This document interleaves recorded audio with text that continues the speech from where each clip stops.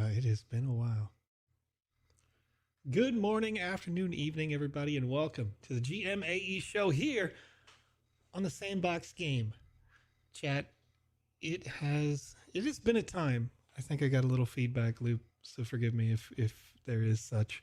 We've got a Halloween game jam going on right now. And here on this show, on the GMAE show, we are going to play test the games that you created inside the Sandbox Game Maker. And while playtesting, give you feedback that can help you create a better and higher quality game. Good morning to those people who are watching live in the Americas right now, in about half of the Americas. Good afternoon if you're watching live in Europe, and good evening to those of you watching live in the Asia Pacific region. Ladies and gentlemen, if you did not know, and you wanted a chance to have your games or experiences play tested, there was an email sent out with this game jam starting up. And there's a form in that email. If you filled out that form, you'd be eligible for this play test right now, where I'll be giving feedback towards your games or experiences. The game jam is not finished yet, meaning that those people who take advantage of this system are going to be able to edit and adjust these experiences before the submission deadline ends. And in doing so, hopefully, they'll end up with a better, higher quality product, as I am one of many people who actively will be playtesting these experiences at the end of this Game Jam submission period. So, without further ado, I'm going to jump right into it. I've already got a few Halloween Game Jams up on the screen. You can see here. Some of these submissions are inside the Sandbox Game Maker gallery. So after they've created as much as they wanted to create before they got some feedback, they then submitted it into the Game Maker gallery. And then they gave me the names of their submissions. So I've got a few here, and I'm going to do them in the order in which they are received and what I can see here on the gallery. And if I do not have enough time, we may be able to do more of this show to match the demand. Maybe not, but I still haven't quite decided. I've got an event going on at home, but I'm thinking about doing another show tomorrow right after Alex goes live. So we'll see how today goes, how much demand there is, and how quickly we can sort of get through these with some high quality feedback, and then we will get into that for tomorrow. So I think I figured out how to fix that feedback loop that might have potentially been there. Or maybe that's just on my side and I'm a crazy person, you know what I mean? Either way, in the order in which they were submitted here, the first game that I can pull up by the title Halloween GJ was Ludoween by Apex Wolf. And they had made this request about 3 days ago. So hopefully they're here in the chat with us. This test is a multiplayer test. So if anybody in the chat wants to come in and help me out with this test, then feel free to jump in using the Sandbox Game Maker gallery and look up Halloween GJ, and you should be able to find Ludoween in there pretty quickly. This is a multiplayer experience, so the description shows it's 2 to 4 players, and only one can leave alive. Lead your Chupa Chups and stomp your opponents on your way to freedom. So let's see if we can get a little bit of action in there. Okay, how can I add my game? Asks user ADJ over on twitch.tv. If you would like to add your game to the list, being as we are live, if I have the time to get through multiple games or experiences here today. Typically, when we do these playtests, we try to be a little bit thorough, and I'll get 1 to 3 per show done. But if you wanted to add it to the list, you can just leave it in the chat right now. Leave it in the comments, and I will add it into a Discord conversation, and hopefully we'll have enough time to get to that. But we will do them in the order in which they are submitted. So right now I've got, a list of 6 or 7 that I could do right off the top of my head. And it looks like the creator of this experience is in here with me. So Apex Wolf, thanks for joining me. How's it going? All right, so you've got Ludoween.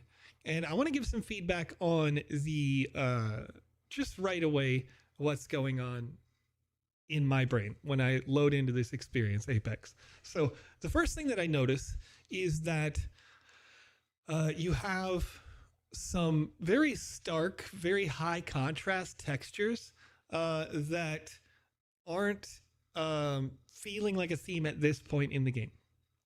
So when it comes to the art design of your experience, that's going to add to the immersion, right? And the experience should automatically teach me how to play.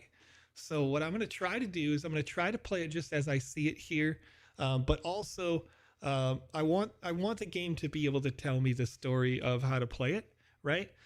Without any kinds of inputs. So when I first load in, I've got sort of a red carpet ground. I've got what is a clear hallway, so that's good. The hallway is leading me in the direction that I want to go, right? But I'm compelled to grab that heart, and the logo that you put on the wall really doesn't look much like the rest of the wall. So I think if you were to best apply that logo, what I would probably do is actually make the walls black with some like accents on them. Maybe some, I don't know what the theme of this game is really, but you know, if it is focused around Halloween, then maybe it's spider webs, or I see bats on the logo, or things like that. Board game. It does feel a little bit like a board game now that I'm seeing the logo a little bit more, but we'll see how it goes. So as we go forward here, we've got the info for the hearts. Okay. So I did want to grab that heart, so that's very good. However, I think for this particular asset, it looks like it is hand designed by you. So what I would probably do here is make this have an animation and make it bounce and rotate so that I know that I need to go up and interact with it, right? By Verson, I do have you on the list. I don't have you on the official list, but I've got you on the unofficial list because I saw your DMs on Discord, so I've got you in there. And I was hoping to do your game second, just because it wasn't on the official list, but I know that you sent it to me before many of these submissions got in. Let me see. When did you? Yeah, you asked like on the 13th. So yeah, I'll do yours next up. Anyway, it says failing to move a lollipon will result in losing a heart. Fail twice and you'll be kicked out, and AI will continue the game instead of you. Okay. Roll the dice. Roll the die by pressing E during your turn. Rolling a 6 will give you an extra turn. You can see what you and your opponents roll on the bottom HUD. Okay, lollipon controller. Press E to move the lollipon the amount of spaces you rolled. Okay. So I need to activate this because I rolled that. That's probably fine. Do the individual users have a dice? When I'm thinking about the way that we can make this more streamlined for the player is maybe rather than having the lollipon controllers, you could make the dice unique to each individual user. This is up to just 4 players, right? So if at the beginning you say this is a game for 2 to 4 players, which you did, then you could just have 4 dice, 4 different colors of dice. And then you don't have to worry about the lollipon controller because the dice is that. And when you roll a number, the pawn automatically moves, potentially. I haven't seen the game yet, but this is the impression I'm getting right away. Lollipons. These are cute. I like these. Melody pop lollipon. Move lollipop to the same space as the opponent to capture it. You'll get an extra turn for a successful capture. Getting captured will send your lollipon back to the start. Okay. Rush mode. Be the first of all to get all 3 of your lollipons to the finish line. Okay. Oh, wait. Both of those are labeled rush mode. Just a note. I know that, you know, these are 2 different things. So capture at least 1 opponent. Okay, so you see this one. This one is clearly labeled tactical mode. When you're on the for info section, it says tactical mode, but the arrow above it says rush mode. So that's just a quick note, something to fix there.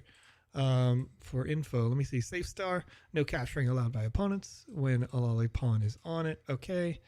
Warp space may not affect your next move. Rolling a 3 might just move your lolly pawn 2 spaces. Okay.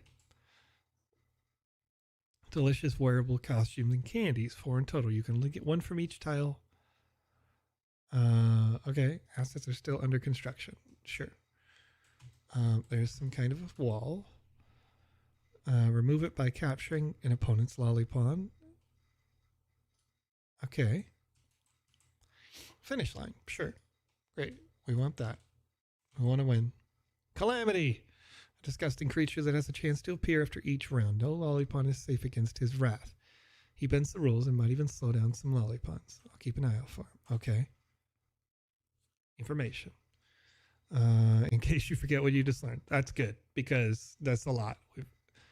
Okay, so we do definitely have 4 distinct locations. How do I select? It seems like I should be just going into a circle to select that I am said player. You've got a little open space here. Fill it up with some fun stuff, some characters, some, something about the board. Chupa Chups Melody Pop. Do I grab that? Oh, okay. Now I teleported in. Okay. Coyote, how's it going?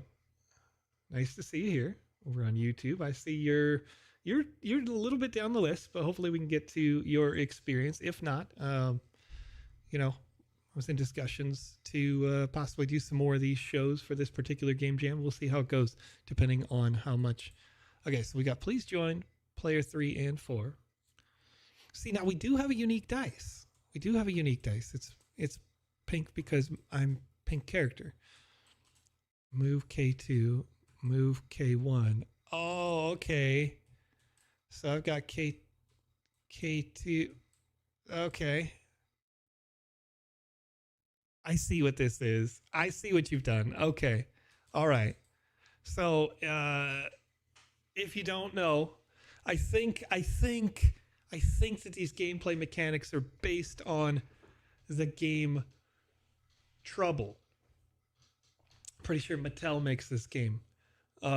Normally in that game, there's like a dome. You press down and it goes pop, pop, and then the dice rolls, and you're moving your peg to go into certain spaces. Either that or sorry. But it seemed, what do we do? We just got to get, am I supposed to roll? Is it my turn to roll?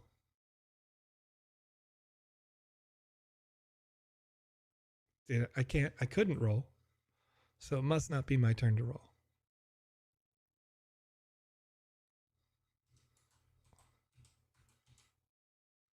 No?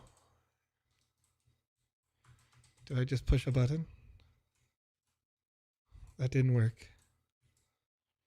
Dice C is you have to wait your turn. Okay. So maybe that's an area for opportunity, right? If you had something in the center of this map floating that just said like it's green color, green turn, right? Yellow turn, pink turn, what have you, is then I think that's going to help make it clear that it is my turn. Let's see. So it's your turn, and that's clear for you because your dice. I see what you've done. Like you've highlighted your part of the board. Your dice seemed to elevate as a result of that, or either that, or your dice is just elevated relative to mine. Roll the dice. A number got rolled. It was a 4, and I can move any pawn I want. 4 spaces. Great. Done. And now it's green turn. Yeah, okay. So I would say, first impression, the little laser highlight thing, since you've already got it, keep it. But up in up in all of this open airspace that we've got up here, we've got a lot of extra verticality that we can use.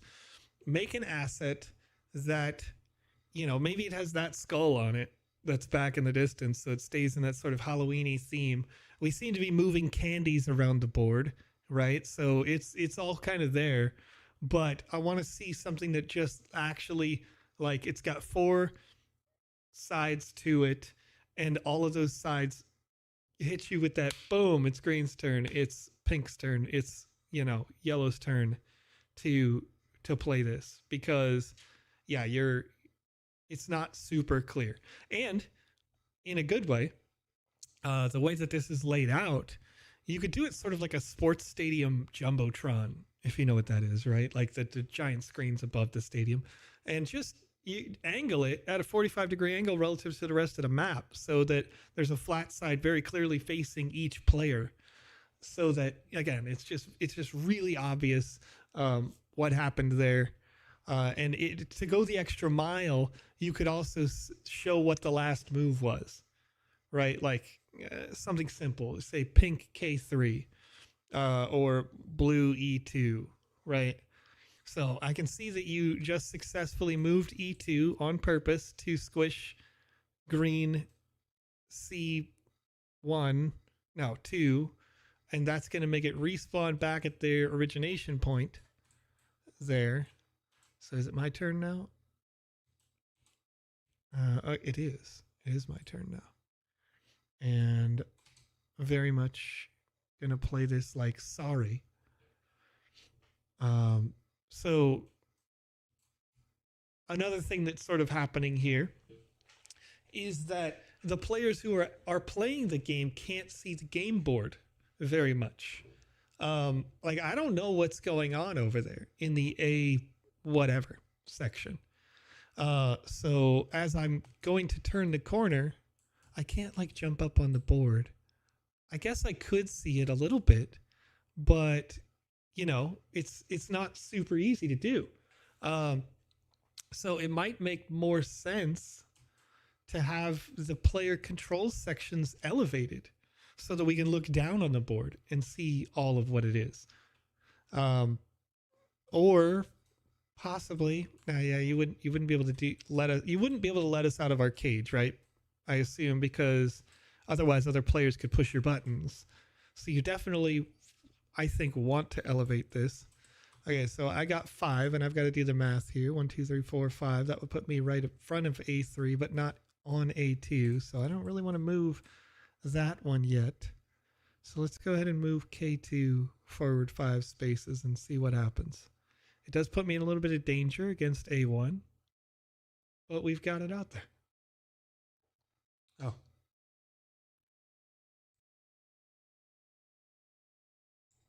Oh, forgive me. Had a cough. So let's see here.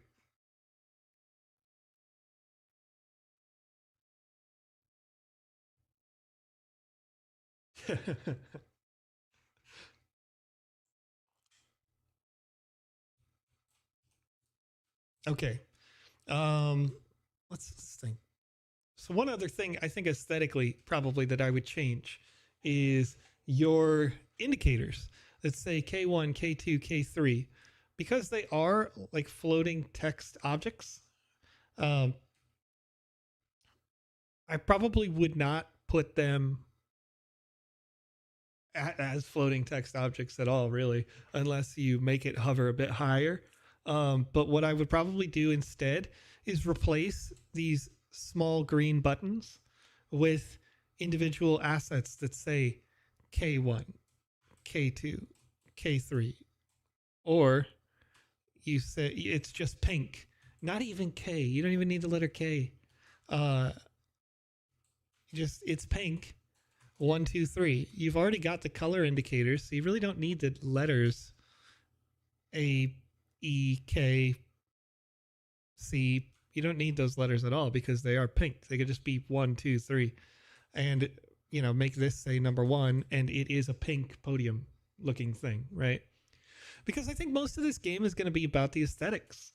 I think you've got some great little arts here that may or may not be AI created arts.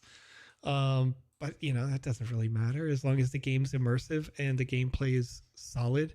Did I just die? Did you just die? Did you make me do a die? Rip. Is it my turn? It's not my turn yet. Did I miss my turn because I didn't see the highlight? I don't know. So this is definitely one of those games as well that feels like it's better with your friends, right? Like, and that's a very good thing, I think. You get on a Friday night, just like tonight, and you call up the two people, and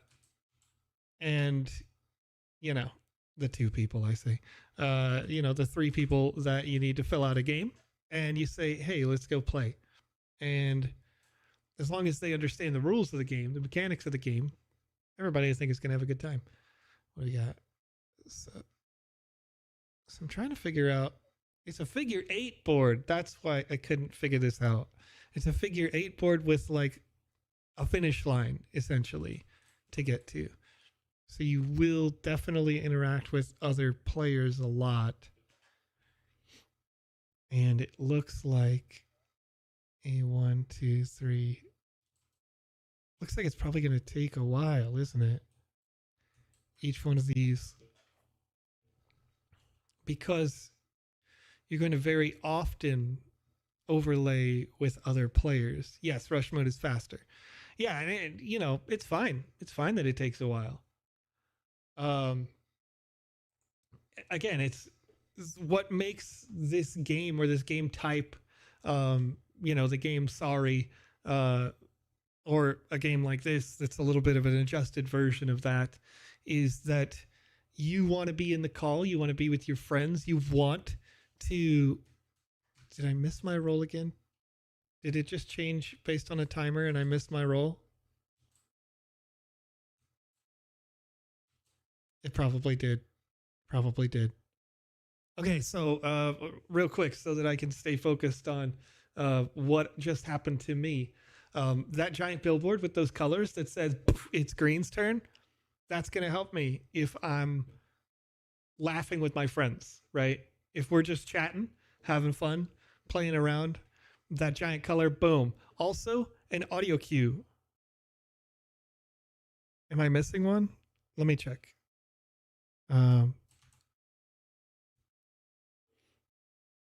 rolled now. Success. Great. K3. Gonna move. I didn't hear that. Let me check something. That's music volume down, because I turned it down for the intro. I gotta see this. I gotta see if I'm missing an audio cue, because I'd like to hear those audio triggers each time that we are making an action happen, just any action. I want to hear, like, even the simple one, will, that would be enough to go bring my attention back to the subject. So what do we got? What would be better, probably, is for each time that it's the player's turn, that each different player has a different audio cue. That would be ideal, because then you can go, okay, I can go, pretty much not pay attention until I hear my jingle, my spooky sound, whatever it may be. Okay, so one of those are the stars just safe for everybody? I'm going to test this. No, what? No. Really? Oh, no. Yes, they are safe for everyone. Okay, Apex. So here's the thing. Something just happened that this is definitely a down for me. Like, if I'm reviewing this as part of the game jam, I'm going to give negative points for this particular moment. I rolled the dice. I had a number. Because of the difficulty of not being able to see the board very well and me trying to learn the rules, I just missed my turn because there's a timer happening instead of the triggers happening based on events. So I think if I've rolled the dice Hmm. Oh man, I really want to test slash respawn now. Um, I think if I've rolled the dice, then the pushing the buttons shouldn't have the timer trigger thing happening, if that makes sense. Right now you have a timer that's saying like a player has maybe 30 seconds or something, I can't tell, to do an action. And yeah, that wasn't obvious. That I don't think that was also in the rules that there was a set amount of time.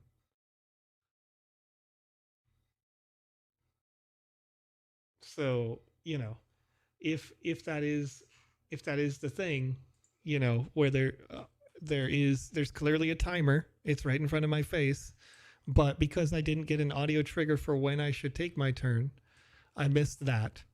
And then now that I've rolled the dice, that timer's still going. So what that's sort of doing is that's putting a little bit of pressure on the player to know and understand the rules. And that's something when we do testing that you call it a first time user experience, right? Um, I am a first time user. I don't know the rules and you set them. So you probably knowing the rules would have no issue with this at all. You made the game, right? So you know it inside and out. Um, yeah. So if I'm three players learning the game and one AI, then the AI is almost definitely going to win. Okay, so now I've rolled. There was a little batonk when I rolled. I don't have blue in front of me, so I don't want to move those yet.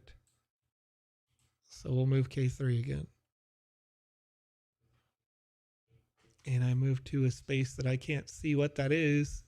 That's the warp thing. And keep in mind when I say I can't see what that is, I'm operating on a 43-inch 4K screen. So for most people, it's a much smaller screen. They're using a laptop or they're using a desktop with a reasonable sized monitor. Uh, so I know that I'm an outlier. When I say that I can't see them, it's really just because of this angle of the board. So I think if you fix that, if you took everything that's on each platform and just like lifted us up so that we could see down there with like a transparent floor, then, I think it's good.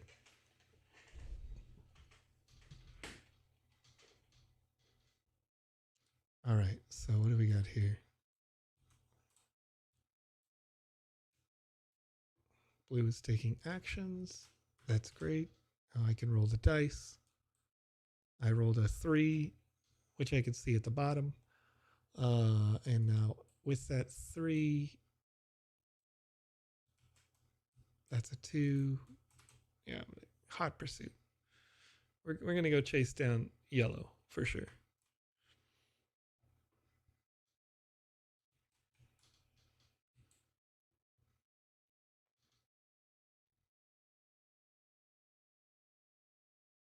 Well, hi, Jazz Wolf. How you doing? Welcome to the chat.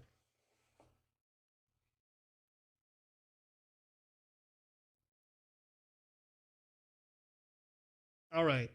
So user over on x.com has just asked how to fight. Tell me. So if you are in an experience that enables combat, and not all experiences do, the developers get to choose if you can combat or not. All you have to do is click the left mouse button. If you hold down the left mouse button, your character will do a charged attack and you'll see a cone come up. And when you release, the character will fly forward to the distance of your charged attack that you set. The strongest attack is at the furthest distance. And if an enemy is particularly difficult, if they're able to block your attacks, then you can counter that block using that charged attack. So I just rolled a 1 now. And I have no characters near. This is pretty low risk. Let's move K2 forward. Just so we don't want to let Apex Wolf get his E2 pawn too far down the road here. These lollipops, these lollipawns. I think that's what you called them, isn't it? That's a pretty good name. That's a pretty good name.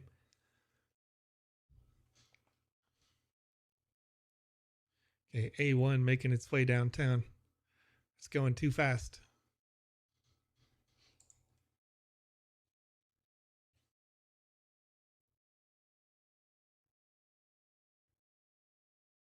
All right.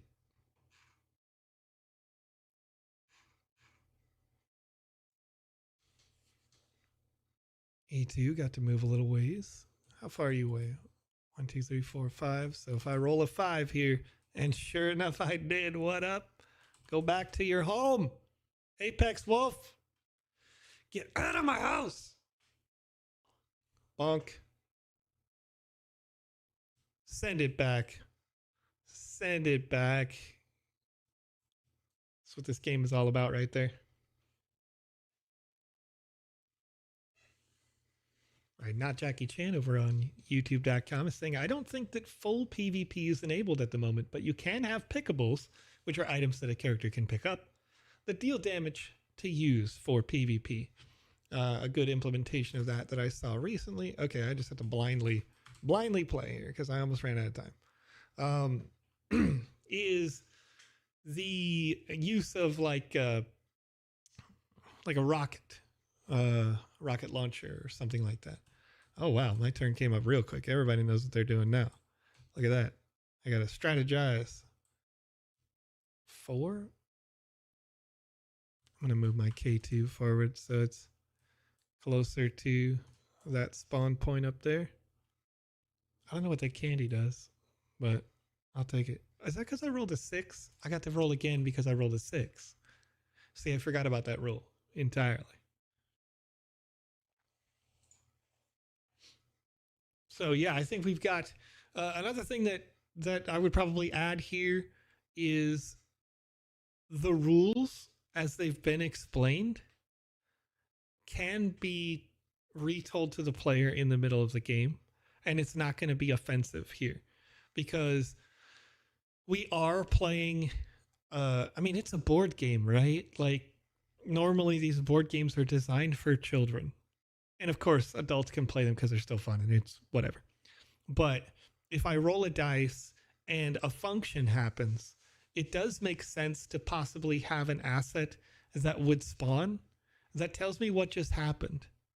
Like, you rolled a 6, roll again. Or, you know, when I land on the candy thing over there, what did that do for me? It was a costume, right? But I didn't, oh, I did get the costume. It's over there. Okay. So now I got to roll the dice. And I've got this, like, right? I've got the traditional UI. Oh, I rolled another 6. Look at that. Let's move K3 real quick. Get a little greedy about it. How far can I go? There I go. Let me roll again. I rolled a 1, so I cannot move K3 now. Otherwise, I would be putting myself at undue risk.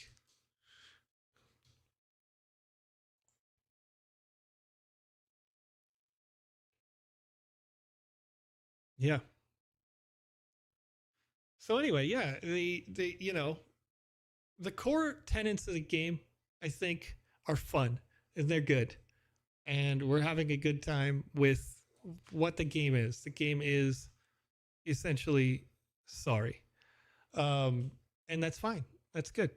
Um, this is a Halloween themed experience, so I would sort of expect. Let me see if I can equip that thing you just gave me. Yeah, I can. A little candy on my back. My hat clips through it, but you know, such is the nature of having this hat. You know, you've got the game board. I think the game board's art style leaves something for me, something to be desired. Um, if I'm looking at it from top down, I bet you it looks way better than what it does. Oh my gosh. Okay, so now I zoom out. Now it sort of reminds me of chocolate and candy wafers. Um, hmm.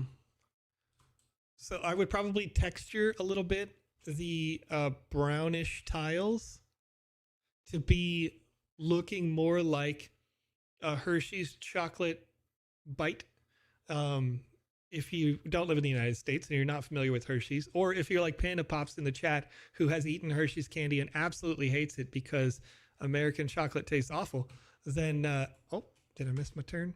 I totally missed my turn chatting. You know, the Hershey's candy looks like a little gold bar, a little brick, and you know, if you can add that texture to each one of these brown squares, then I think it's going to look a little bit more immersive. Also, there's not really any reason per se, because the player never stands on them or interacts with them. There's not really any reason why these tiles have to be flat squares, you know? So you could also make those three-dimensional. And then one last thing, just to give it that like very childlike whimsy, I would probably change the art just a little bit on each one of your lolly pawns. In that, you know, when you play the game Sorry, they have these very large base feet things, right? It's, yeah, you know, it looks like the CN tower, an inverse of the Space Needle or something like that, right? Where I think these pawns could look cuter, could look more immersive if they just had a little foot pedestal that they had to stand on. I want K2 to move forward here probably, because I only get one. Doo-doo-doo-doo.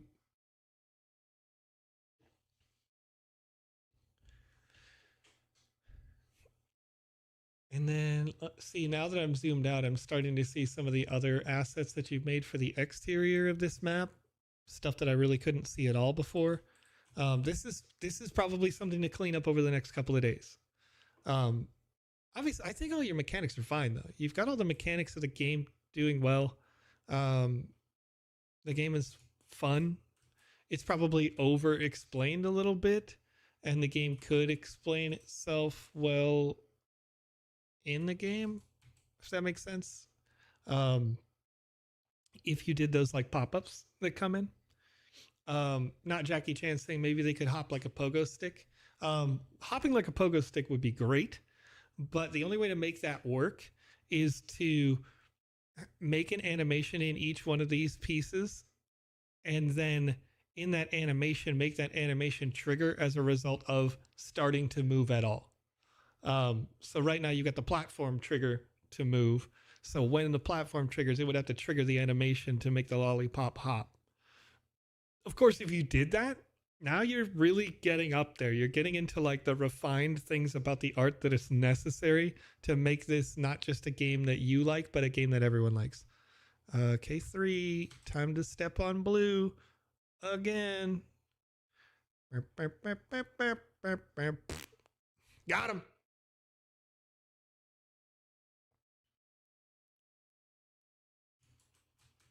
Wait, why do I get to go again? Do I get to go again because I stepped on someone?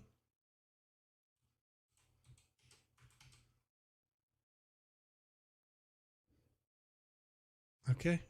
All right. Okay.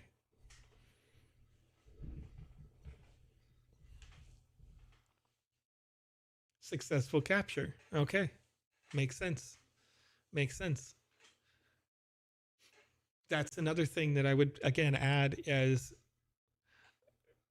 you're seeing it from a first time player perspective, right? Like I'm trying to do this and I have no idea why I'm getting more rolls. So even though we read the rules and the question mark is literally here to tell me like, oh, I could get more info. A pop-up every time I did a thing with a good like art style is going to take it from a pretty good game to a game I must play. And that's really what matters. Alex, your messages do matter. What's going on? Oh, I'm sorry. Alex says, just for your knowledge, Alex, over there on youtube.com, on my screen, you are in a pile of chats, including twitch.tv and x.com. So forgive me for missing that one. You said any hints on the new Game Jam theme, and I cannot give hints on those themes. Darn it, I missed my turn. It's fine. I'm on safe spaces everywhere. Can't give hints on those new Game Jam themes. We have a list of prospective plans and ideas. However, as is the nature of things, maybe one of those switches with another. So I don't want to spoil anything and make the marketing department have their hair catch on fire.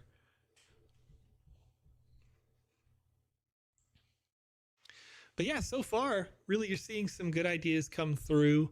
Not just, from just the general watching me have no understanding, right, of what I'm doing, but from seeing the chat in terms of, so what is this game right now? If I was to review this game right now for a Halloween Game Jam theme, I would probably give this game, generally speaking, like a 3.5, maybe a 4 out of 5. I think it's very good. But what you probably want to do is, oh, look at that. Okay, now I'm going to take high risk, high reward. You can't win if you don't try. You know what I mean? You got to go. Got to go. We're moving 6 tiles. We stepped on K3 again. We get to roll again. I got to get past blue, and this is the hot zone right here. This is definitely the hot zone. I don't want to move K3 anymore because that's crazy. K3 is going to move. The dice is going to get rolled. I'm going to get stepped on. Oh, thanks, Hill. Got me up on the big screen. Jazz Wolf saying it was announced. Thank you, Jazz Wolf. Jazz Wolf is amazing. Sandboxgame.medium.com says the Sandbox City Builder Tokyo. This is posted 9 hours ago. 30,000 sand prize pool. Submit by December 18th. So, if you're interested, you can see the link over on twitch.tv. I'm going to go ahead and repost that link for those folks who were asking over on YouTube. And maybe, I don't know if it doesn't look like it goes up automatically on x.com. So forgive me. If you're watching over there, join us on Twitch or on youtube.com/the Sandbox Game so that we can get you those links as you like.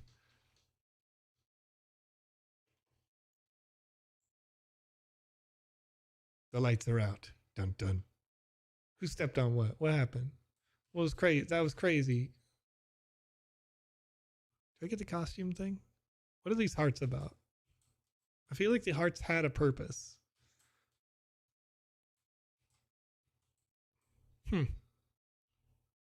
Why do I have one heart?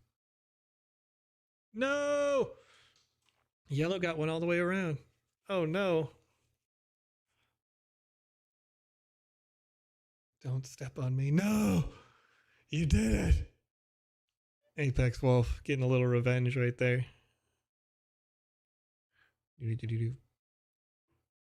There also seems to be some collision. Oh, I guess the collision's probably necessary.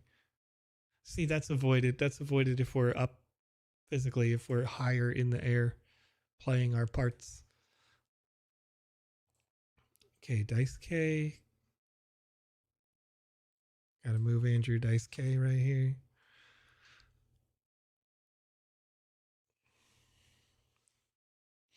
Gotta get that green color. Make sure they don't make it all the way through. What's up, Nazman01? How are you? Doing a little game jam playtesting here, trying to give some feedback on how to help enhance these experiences before the submission deadline. This is for the Halloween Game Jam. Obviously, we're a little bit past Halloween now, but, they started up back in the Halloween time in these creating of these experiences, and game's still good, game's still solid. The gameplay, I think, is clutch here. Apex Wolf is asking, actually, in the game, do you think arrows would help to know where they are going? So, Arrows would definitely help to know where they're going, but you can make the arrows make sense in the art. So, you know how I mentioned that you could possibly change these tiles to look like chocolate bar pieces? Um, if you make it like bright and shiny sort of accents, then you can make those chocolate bar pieces have the arrows in them.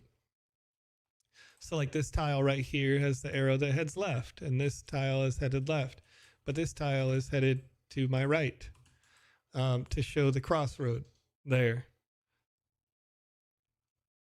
And you know, it's even possible to show that same thing in that center tile. The center tile could have arrows that go both directions, right? And like point in the appropriate way that they would go, um, to to make it easy. Because excuse me, you are designing this experience. You know, when you look at the way that Sorry is made, or Pop-O-Matic Trouble, right, is made, they're designed to be foolproof. They're designed with children in mind. So, you know, appeal to that as much as you can when you recreate that, or, you know, make something similar to that. You know, make your games compatible with anyone 5 and older. Um, I got a K3. I got a good, yeah. Let's just move K3 into the riskiest spot in the game right here, because it's safe to do so right now. But yeah, you want to have it be simple so that you can just have fun with your friends. You want it to tell you what's going on so that you can't possibly get lost on the first playthrough. Because if a player has a successful first playthrough, then they're much more likely to come back and play it again. And obviously the goal is that you want as a game developer is to get players to play it over and over and over. Because once players are engaged, once players are here and they're in your experience, that's when you get the opportunity to potentially monetize the thing. And as a game dev, that's important. You have to be able to sell your product in some way or another. So if you can, like, this game could be completely free for you forever. Should I move that? I think I should just move K3. I think I'm going to keep K2 in the safe space over there. K3 is on a safe tile now. But yeah, you know, you the game mechanics are already good. Dang, that's some good stuff right there. You got the capture, so you get to go again. How far did you get to go? 5 tiles. Okay, so if I roll a 4, it's over for you, C3. It's over for you. Not gonna let you walk all the way around this map.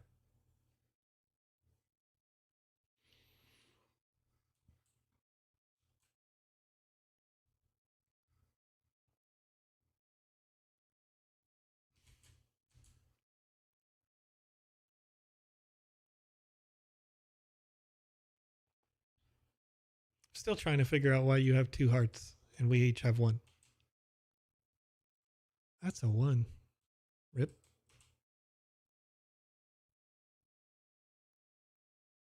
What happened? Oh no! The warp thingy didn't let me move 1 because it's a warp thingy. And it was like, oh, we're going to be random. See, I understood that mechanic. But again, that's one of those things where the general user is probably going to miss, like, oh, why didn't my piece move? And that could, if you are, you know, just hanging out, or you know, you're not really like immersed in the product, that could add a bit of frustration to a player, right? So again, you want to avoid that frustration by making it very clear. Pop up, whoa, the warp zone got you, and you know, you're lose 1 movement or something like that. 1, 2, 3, 4. That would put me at risk. K1 to C3. Bump. And now I get to roll again. Look at that. And that's a 6. That means I get to move again.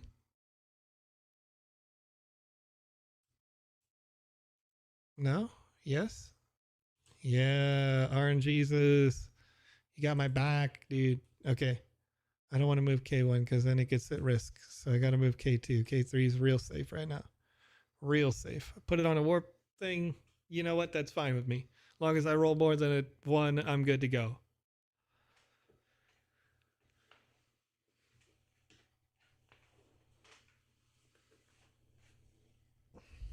C dice got some movement. Looking at like C2's high risk over there. Did you end up moving? You must have.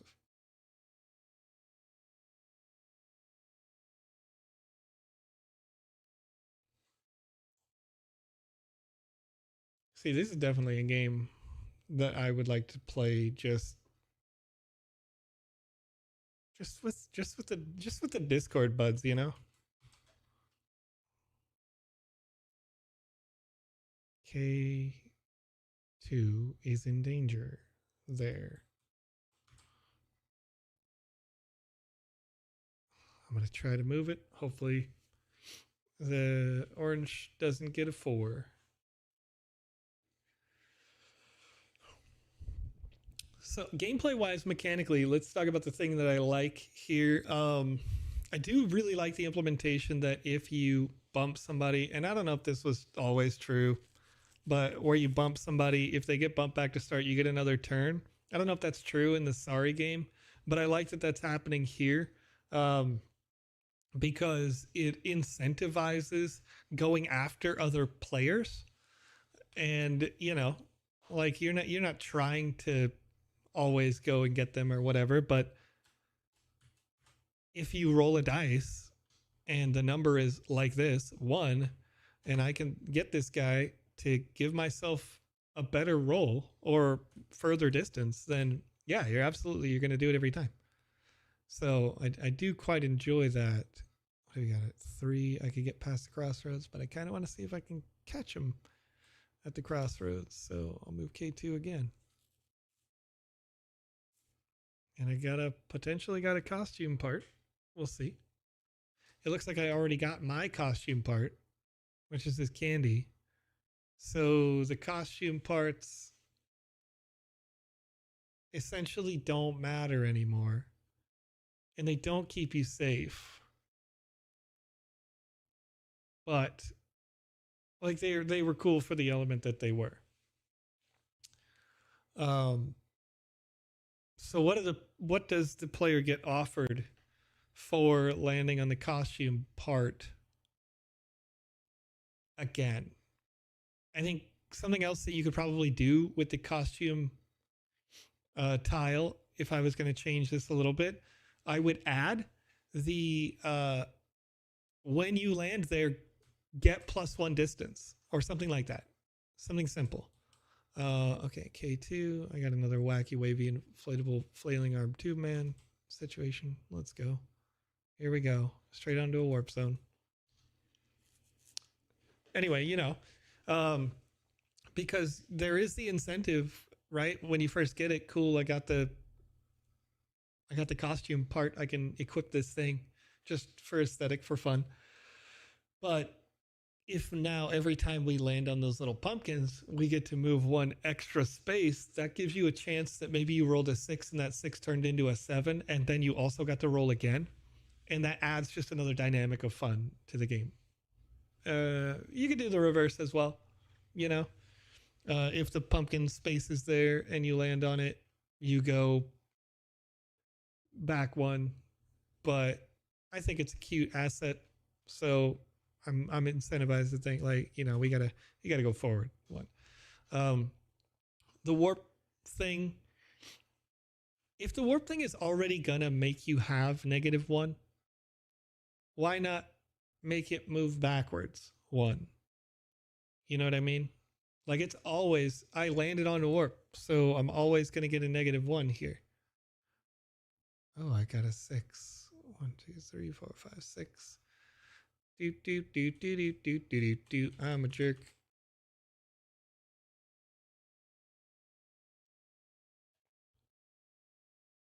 Boop. Got him.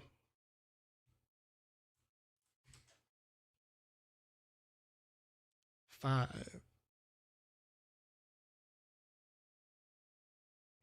K3 goes to a safe spot if they're on a 5, I think. Doop, doop, doop, doop, doop, doop, doop, doop. Boop, doop, boop, doop. Got him. It's a good turn for me.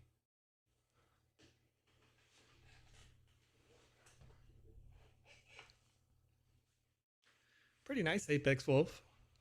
As we pass the 10,000 impressions point for your experience here on this show, just want to let folks know that what we're doing here on the show is this is the Good Morning, Afternoon, Evening show where we play test the games or experiences you're creating for a game jam that has not yet finished.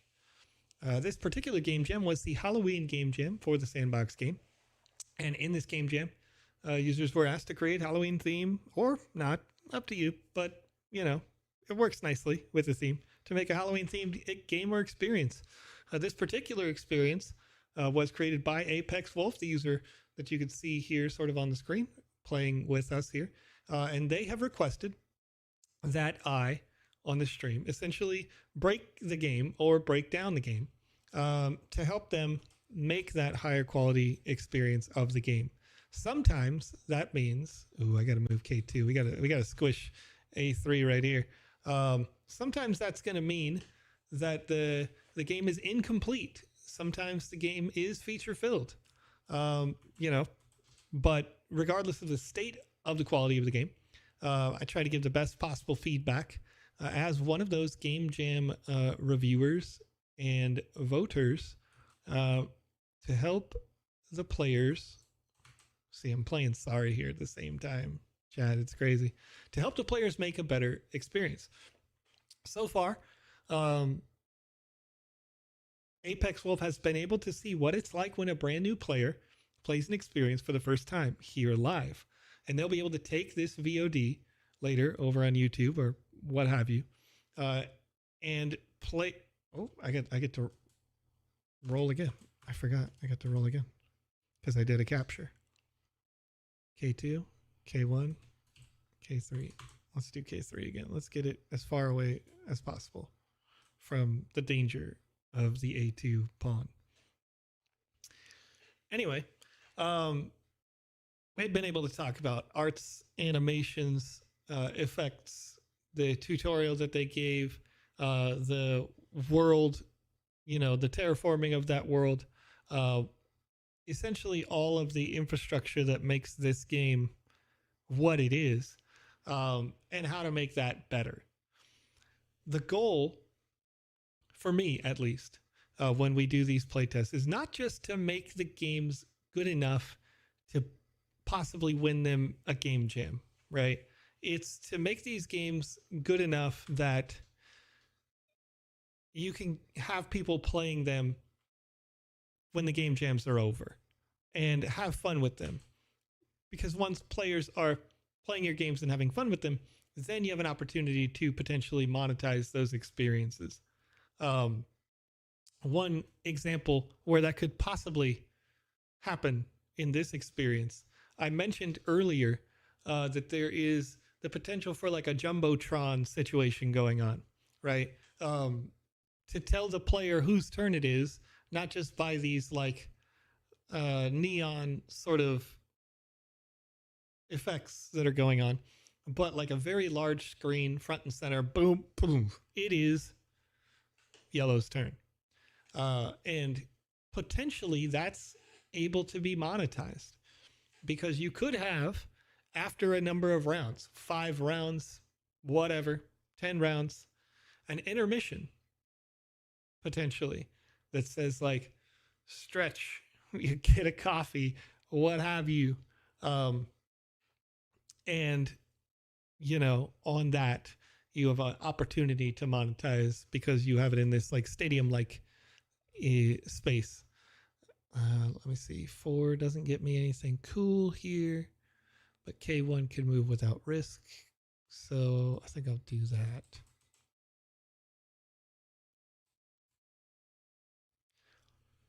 But, you know, the I mean, if we did candies and we did chocolates or what have you, you could potentially monetize that way, where you do have all these tiles are literally Hershey's tiles or something like that. You could also do, you know, the very straightforward thing of like, maybe this is now your whole thing, Apex Wolf. Maybe you're just creating board games in the metaverse, right? You could potentially mint an access pass and say you have access to all the board games that I ever create if you own this access pass, things like that. So the opportunities are there.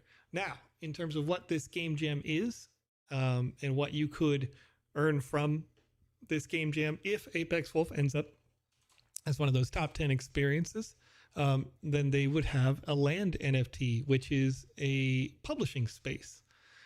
These are limited to 1 second here. I gotta do a little move. Do I want to move forward in front of C3? Probably not. That's risky. We'll move K3 up. I got two characters that are pretty far up there.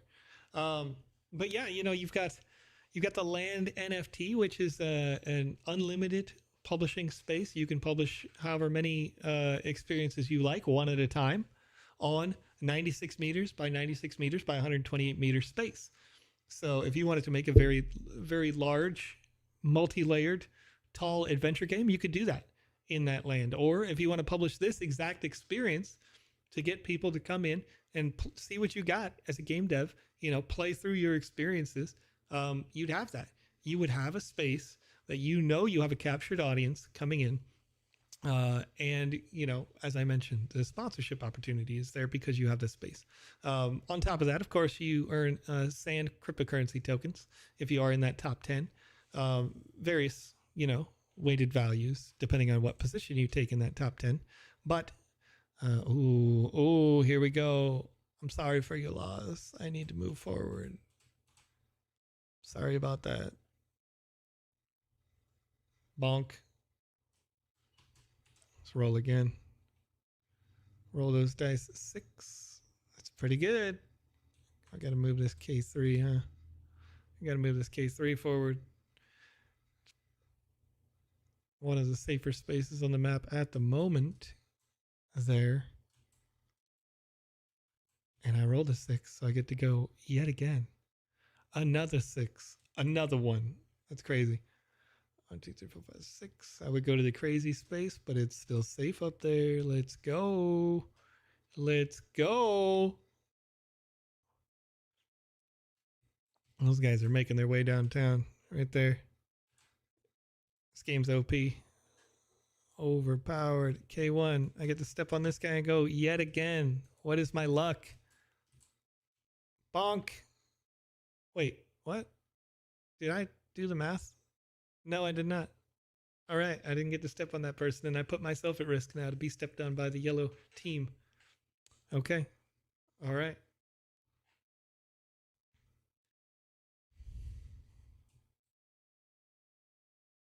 I am really enjoying this. I haven't played Sorry or a game similar, Trouble, whatever, in, boy, a decade? Maybe longer. My kid's 14, you know? It's an indicator. Oh, I got another costume. Look at that.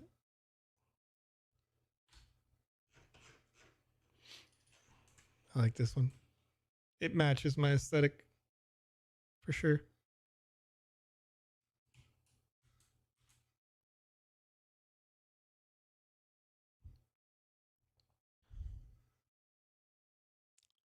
I see what you're doing, Apex Wolf. Apex Wolf is using the E3 pawn to be sure that I can't move forward while they try to move forward with E1 and 2 because they think they're safe. So 5.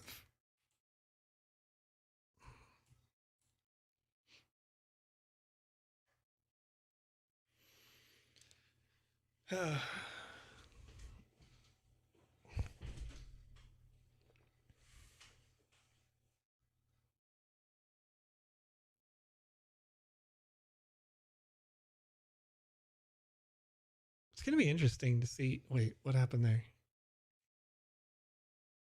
Why did that unit have to move back to start? I didn't see anything stand on it. Did you see that? Did that make sense? What mechanic or what just happened there? I thought it was green's turn as well. Why did your C2 thing move from like here back to start?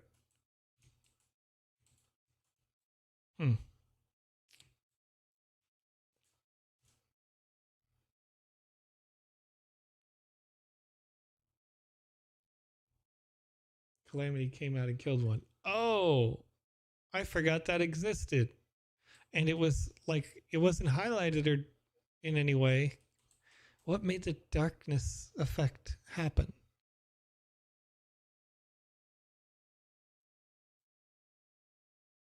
Was there a trigger for that? Or was it just however many turns it's been? Roll a 4. All right, taking a risk. Please don't roll a 2.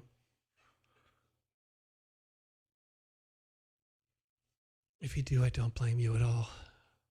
I understand. Oh, good. I have to run for my life.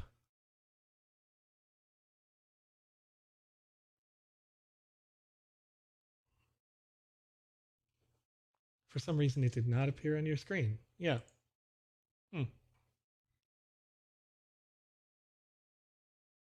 Like I've seen that darkness effect happen, and I really don't understand what is happening that triggers that as well, right? Like what map event is happening that's making it just go fade to black? Because it doesn't seem like it's not from everybody taking their turn, anything like that. K3 needs to be in a safe place. Here we go.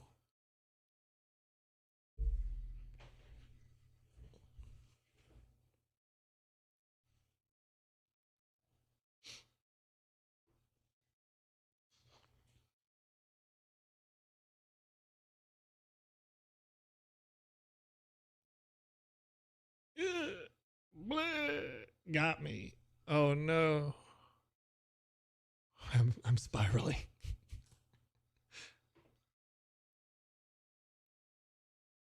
What is that indicator?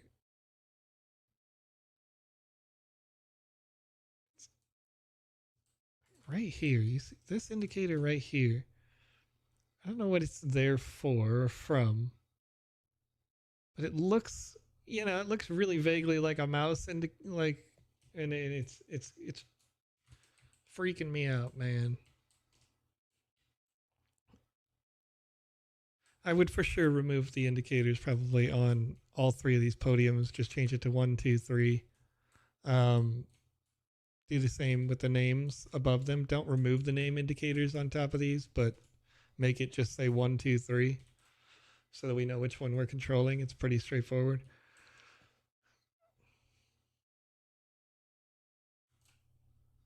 And then, yeah, whatever that indicator is, wherever it comes from. Is that from the flag? Is that what I'm seeing it there for? Did it just, no, it like moves.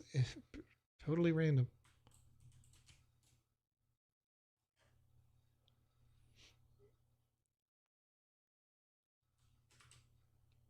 All right, roll those dice. I rolled a 1.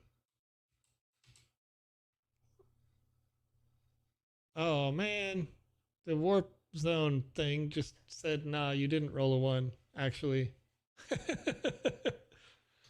Friendly ghost indicator probably is the die. Yeah. And that's like if you want to make the die work better, you animate the die so that it does a floating and a rotation. Like, that's it. Very straightforward.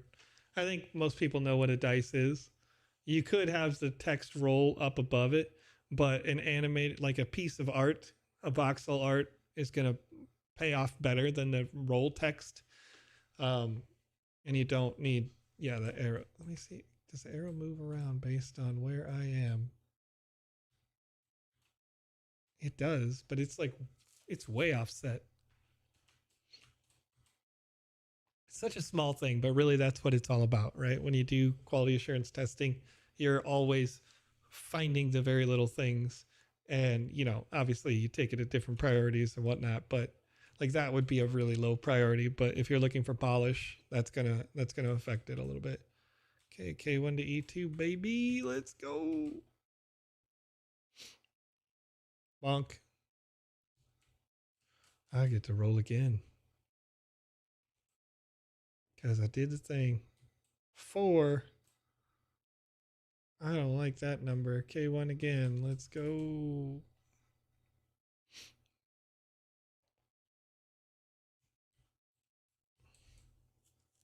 E1 and E3 up there waiting, salivating for K1. ADJ says, I'm not rolling for a while. Uh-oh. Why not?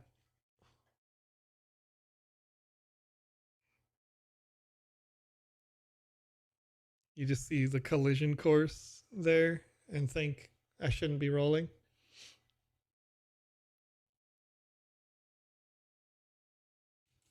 Okay, so you move that one up off the safe area. Probably so you could capture my business back here, didn't you? I really don't want to move that. This is all of it's risky. It's all risky. Forget about it. K3, let's go. Let's go, dude. Let's go. Just moving forward. I'm whipping it. Whip it good. I don't know. I'm weird.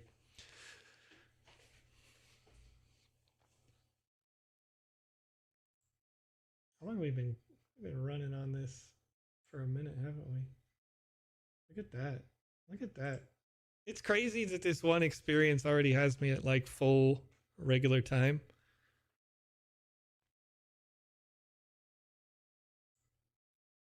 Man.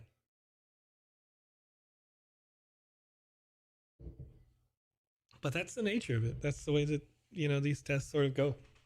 This is definitely a longer game. Rush mode. I would try to make rush mode like the default, probably. Unless, ooh, K1. Oh, K2. K2. Let's go. Wait, that only goes up 1 square. No. The warp zone thing is really killing me, bro. Like, I don't know. I would definitely make that. Again, make the little pumpkin faces, automatically move you forward 1 extra tile. Make the warp zone things, automatically move you back 1 extra tile. That also creates a really fun dynamic in that, I don't know if you noticed, but every single one of those pumpkin tiles is exactly 1 square. Like, there's only 1 degree of separation between them and the warp zones. So if I landed on a warp zone, it would move me back to the tile. And then if somebody else landed on a pumpkin, they would move up and squash me. Right? It creates a fun dynamic there as well. I'd like to see that change. I think mechanically speaking, that'll make a big difference. Okay, so we got K2 to E2. We did it this time. We actually did it this time. No warp zone tomfooleries. This one. Oh, I rolled a 6. Let's go. I got to get my pawns out of here.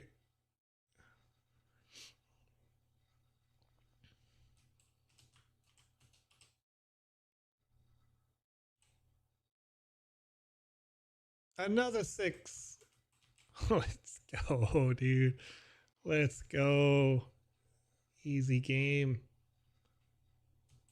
Unmatched RNG right here. Roll a 1. I'm going to move you onto the safe space. I know I'm not going to get a little squish, but it's safe there. K2 and K3, they're hyped. Look at those little ponsicles or whatever, lollipons, you know? They're like, yeah, I'm out of here. I'm out of here, bro.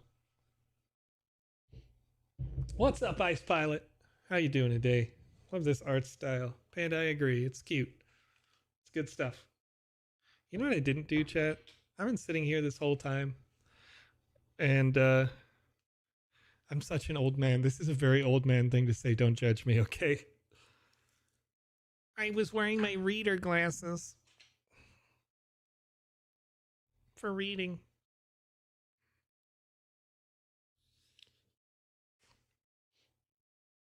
Killing me.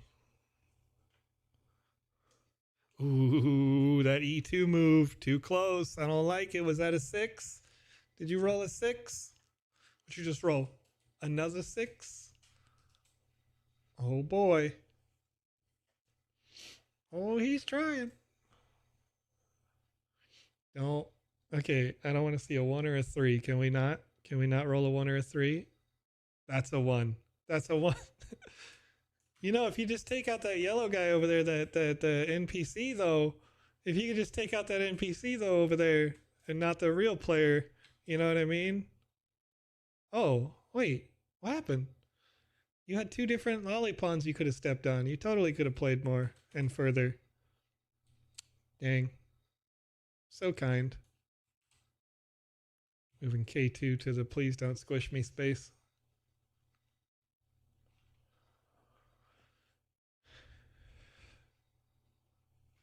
More important to keep that one safe. What brings you to this neck of the woods, Ice Pilot? This is the GMAE show. We are doing some quality assurance testing for the Halloween Game Jam right now. And so far, I've used almost, in fact, the entirety of the time playing a game that's similar to Sorry or Trouble, if you're familiar with those games. Hasbro, Mattel, I think. One of the two of them. Yeah, but essentially we've got these pawns, these lolly pawns as they are described in the game. They're cute little characters that get to move around the board. We start at the star that is with your respective color. You have to make it all the way around the figure 8 without having someone else step on you. If they do, you go back to start. That's the very brief of it. But, you know, the long form is there's some fun mechanics and nonsense happening in here. Okay. What do we got? K3. Wait, how did K3 not get deleted? They're on the same tile, aren't they? Oh, they weren't on the same tile. The alignment for K3 is off quite a bit. It doesn't sit in the middle of the tile. You see that? Not only does it not sit in the middle of this tile, I don't know which one it's on. Because when it was there with E2, it looked like E2 was going to squish it. And it did not. So that's definitely something to work on. Seems like almost all of the other lolly pawns are in the middle of their tiles, but K3 is a sneaky one. Pink has the advantage. Deception roll. Natural 20.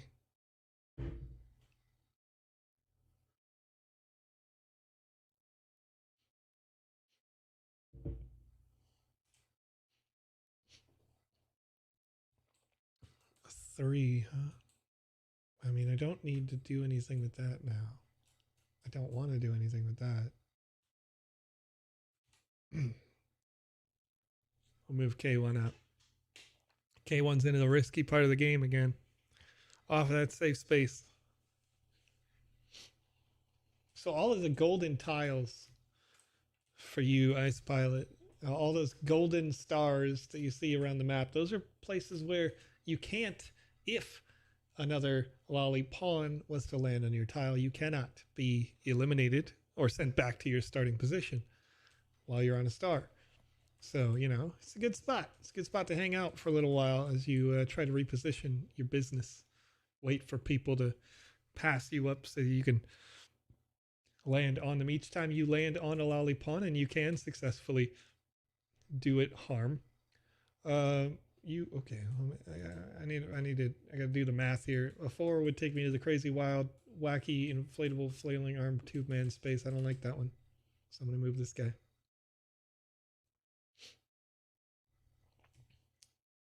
Anyway, what was I saying? Yeah, if I step on somebody else, I get to go again. I get to roll that dice one more time. So basically, every single time you have an opportunity to step on anybody, you should just do it. Straight up Mario Party quality board game. Agreed, Alex. It is very much that. This is definitely a game like mechanically speaking, this is just a game I would play. You know, like this is a game.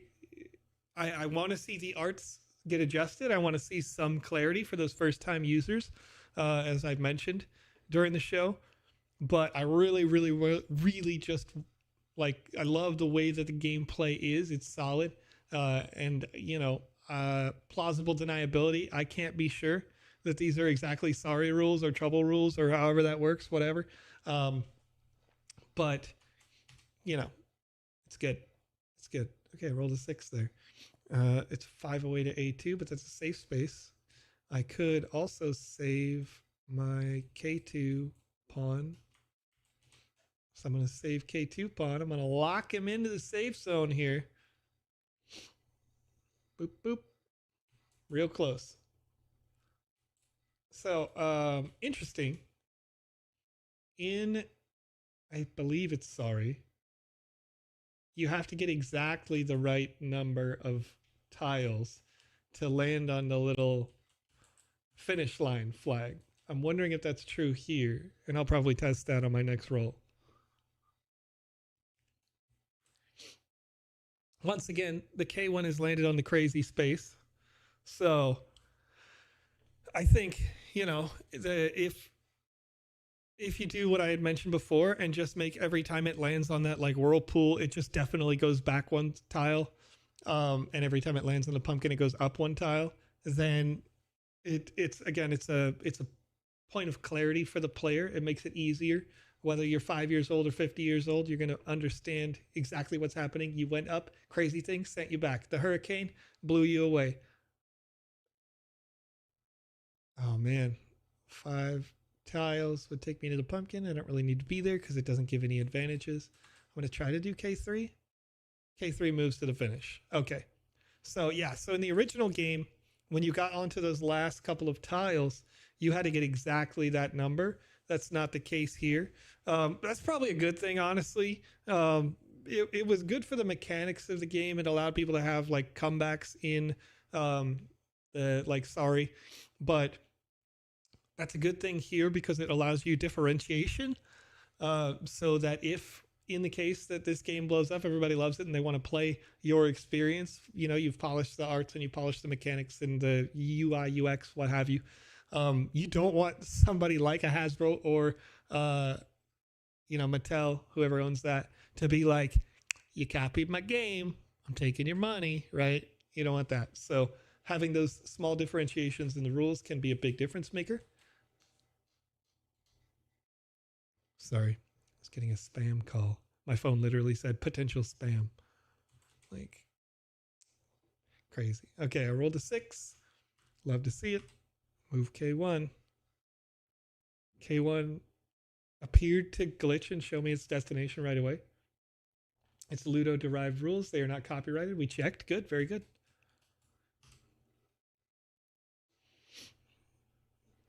4. I got to move K1 again. I think it's unlikely that green gets a 1. This is it. This is my chance. Make or break right here.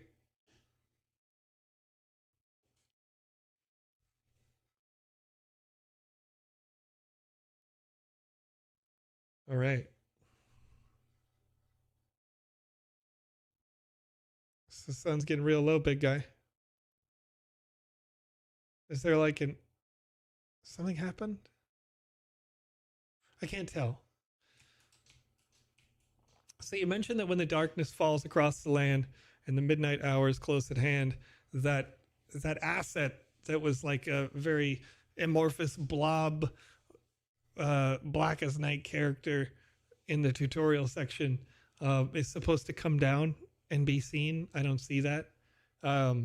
It's possible, though unlikely, because we saw it in the tutorial side, that maybe you don't have that published yet, and that's why I can't see it. Could be wrong. Okay, so you got to move. You got a good roll there. Didn't squish anybody. You made it through the crossroads with E2. Congratulations.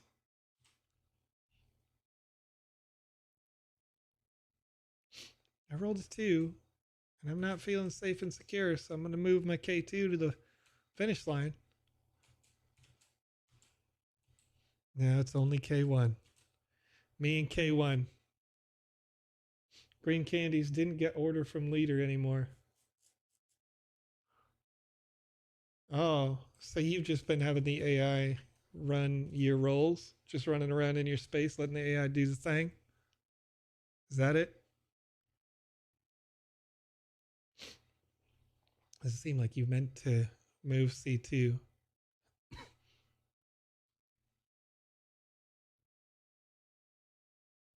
Yep. Okay.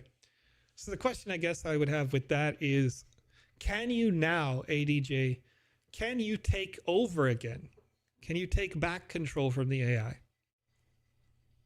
Like if you did something with the functions, that's happened. If you did something with the functions, do you take it away from them and allow the player to come back now that they finished, presumably, I don't know, making a sandwich or using a restroom or something? Because that's I would guess that's the best reason to have the AI take it over.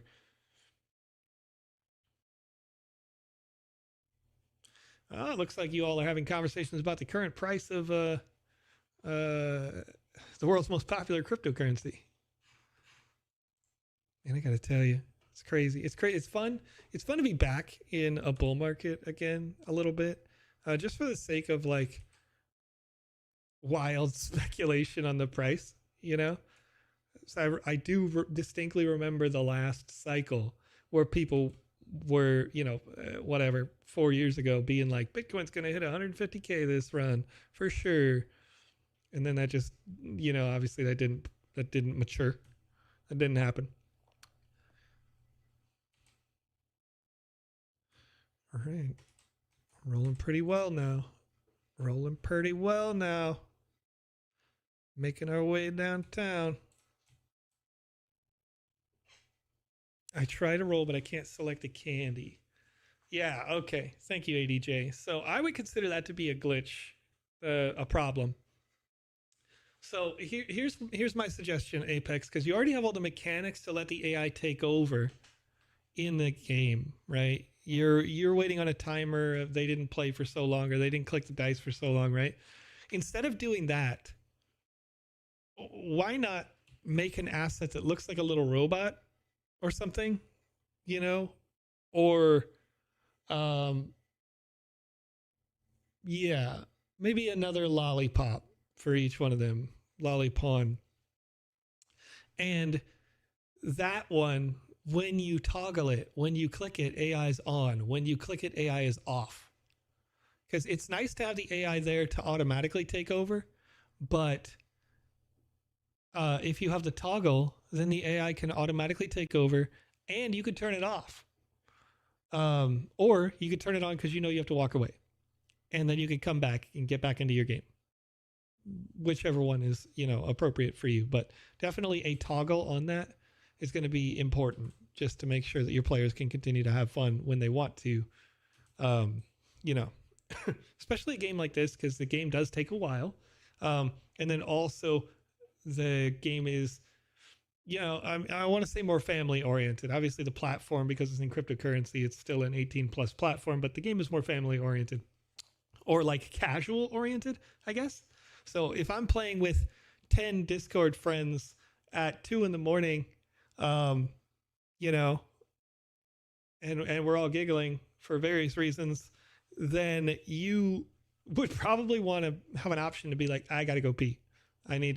Let me just turn on the AI. I don't really care what happens, right? Like, because it's a little bit RNG stuff and whatnot.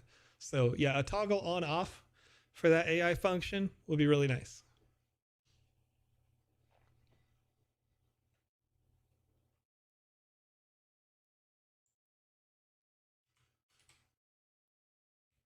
All right. I still only have the K1. I can only move one spot. Bop bop. What a bunch of good rolls right here. Getting a 6 on that. It's beautiful. So let me see. Now that probably would have happened anyway. I was just thinking like with that hurricane like tile. Oh, I got to move 5 as well. Where do I go? Where does it stop? You know, just straight at the finish line. Who's gonna catch me? C2. You gotta catch me, C2. Let the AI catch me. Get over here, AI. It'll be good. I'm getting real close. The sun's getting real low, big guy. I'm gonna win. I'm gonna reach that finish line. It's looking inevitable now. Unless somebody eliminates blue somewhere, which doesn't seem to be possible. And then you could sneak up on me.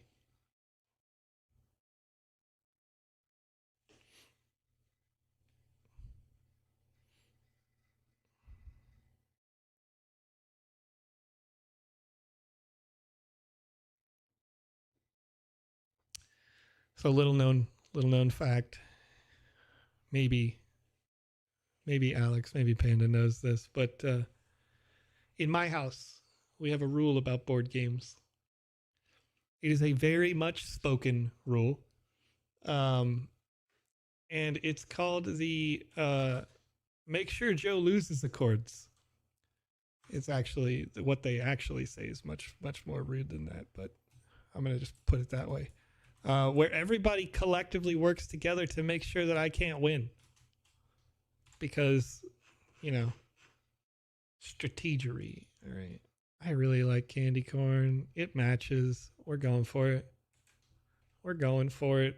Look at that. Just clean aesthetic. Let's go.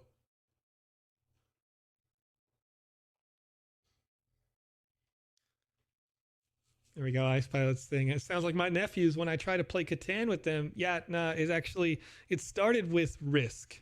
If you're familiar with the game of global domination. Yeah, pretty good at Risk. I like it a lot. And they absolutely were like, never again. Did I do it? We're locked in. Boom! Sweet escape. Got him. Sorry if that just blew your ears out. That's my bad. I forgot that I usually have limiters on my Discords and such. All right, so let's review very quickly. If I'm doing it inside the confines of what we would normally do for the Game Jam points allocation. Gameplay wise, gameplay's strong. I think the gameplay's a 5 out of 5. But boy, I don't know. Yeah, I think I'd still give it a 5 out of 5. Once you, but I'm gonna take it down 1 tick out of 5 on the technicals, the mechanics of the game, because the mechanics are very good, but they don't do well for your first-time users. Like the game doesn't slap you across the face with this is what's happening and this is your turn and here's a loud noise and all those sorts of things. Here's a visual spark that says this is you. You have some of those elements in there. In terms of the artistic direction, I would probably give this artistic direction a 3, but I gave you all the tools during this show to talk about how to take that up to a 5. When I say that that's a 3, it's mostly because of the outside elements off of the board. Talked about what could improve the board itself, how we could get a better perspective on the board because the board looks better when we zoom out.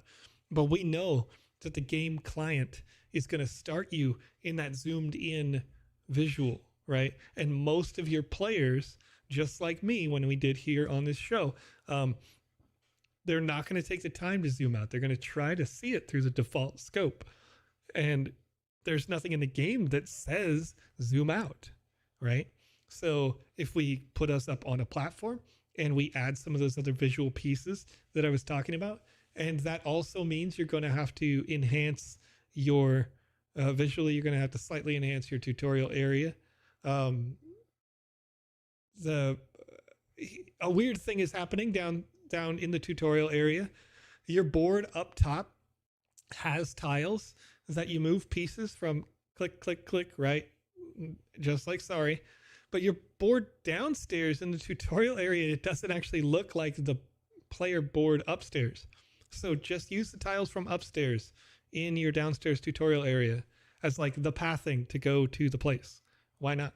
Make it look uniform and the same.